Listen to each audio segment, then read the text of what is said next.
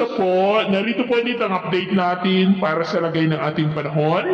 Ngayong umaga po ng May 30, 2024 na kung saan sa ngayon ay wala na pong bagyo dito sa loob ng ating area of responsibility. Tuluyan na po na lumabas at nakalayo si Bagyong Aghon.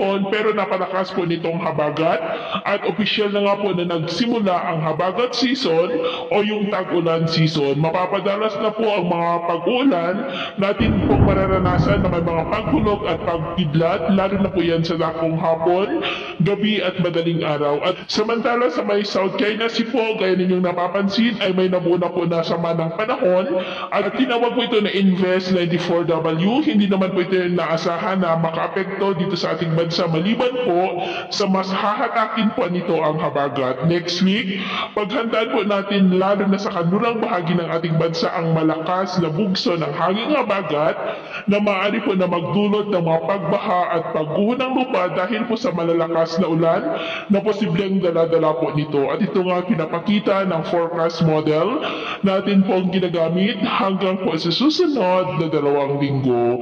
At sa lagay ng ating panahon, ngayong madaling araw ay may mga isolated rains sa ilang bahagi ng Ilocos Region, Central Luzon, Metro Manila, ilang bahagi ng Calabarzon, Mimaropa, Camarines Norte, Masbate, Iloilo, Bacolod, Southern Negros, Southern Leyte, Dinagat Island at southern part po ng Mindanao.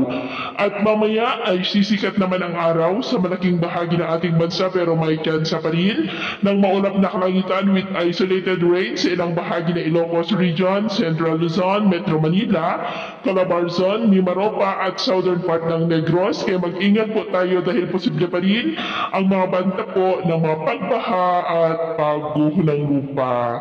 At sa atin naman pong mga baybayin, dahil po sa habagat ay maalon po sa kanlurang baybayin ng Luzon, na ang mga alon po ay posibleng aabot hanggang po sa 1.8 to 2.5 meters height.